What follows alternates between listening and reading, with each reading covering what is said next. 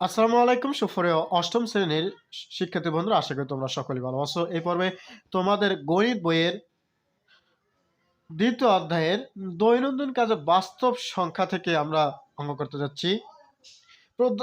রয়েছে দেখো তোমাদের একটি ছক, এই ছকটি পূরণ করতে হবে এবং খুবই সহজ একটি ছক যেটা তোমরা পূরণ করতে পারবা।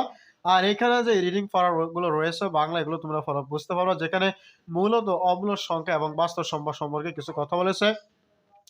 মূলত অমূলত বাস্তব সংখ্যা সম্পর্কে আমরা পরবর্তী ভিডিওতে বিস্তারিত আলোচনা করব। এখানে আমরা এই ছকটি পূরণ করি, যে ছকটি খুবই সহজ, তোমরা পারবা।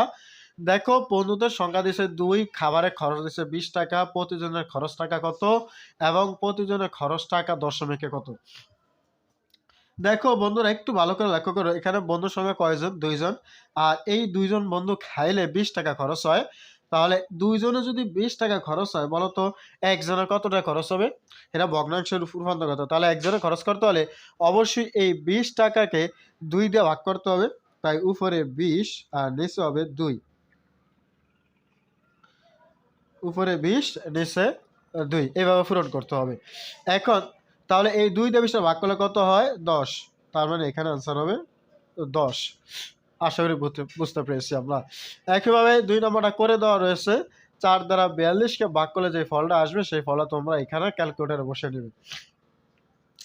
এখানে বন্ধুদের সংখ্যা 4, এখানে খাবারের খরচ হচ্ছে 41, অর্থাৎ 4 জন বন্ধু,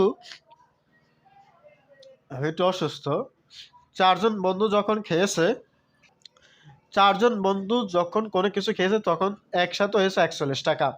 তাহলে একজন বন্ধু কয় টাকা করে খেয়েছে? প্রতিজনের খরচ মানে একজনে কত টাকা করে খরচ করেছে সেটা এখানে বের করতে হবে।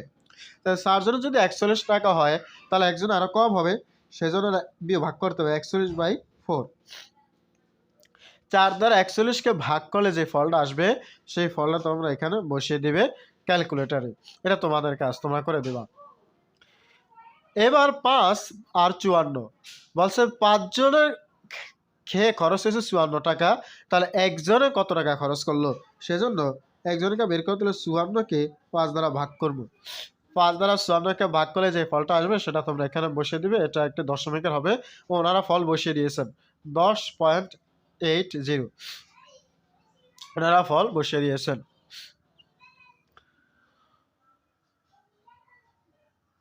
এরপরে দেখো 32 খেয়েছে কয়জনে? 3 জনে। তাহলে 3 জনে যদি 32 টাকা খায়, তাহলে একজনে কত টাকা খাবে? তাহলে অবশ্যই 3 দ্বারা 32কে ভাগ করতে হবে। উপরে 32, নিচে 3। তাহলে এই অঙ্কটাও দশমিকের আসবে, 1 দশমিক সামথিং আসবে। তার মানে তোমরা ভাগটা এখানে বসিয়ে দেবা। এই যে এরা বসিয়ে দিয়েছে 10.67। ক্যালকুলেটর ভাগ করলে তোমাদের এই ফলটা চলে আসবে 3.30। সেখানে থাকে 2, 10 দশমিক সামথিং আসবে। 600 দেখিয়ে দিয়েছে। এবার 3 দ্বারা 42কে ভাগ করবা। 3 দ্বারা 42 অর্থাৎ 42 ভাগ 3, তাহলে 3 14 42, এখানে 14 হবে। একইভাবে সবগুলো একইভাবে তোমরা করে নেবা। 55কে 6 দ্বারা ভাগ করবা আর 60কে 7 দ্বারা ভাগ করবা। এইভাবে ফলাফলটি এখানে বসিয়ে দেওয়া। আশা করি তোমরা এই ছকটি বুঝতে পেরেছো। আমি একটু শারীরিকভাবে অসুস্থ, কথা স্পষ্ট হয়তো বোঝা যাচ্ছে না। ক্ষমা প্রার্থী। পরবর্তী ভিডিওতে আমরা মূলদ সংখ্যা, অমূলদ সংখ্যা, বাস্তব সংখ্যা এগুলো নিয়ে আমরা আলোচনা করব। ধন্যবাদ।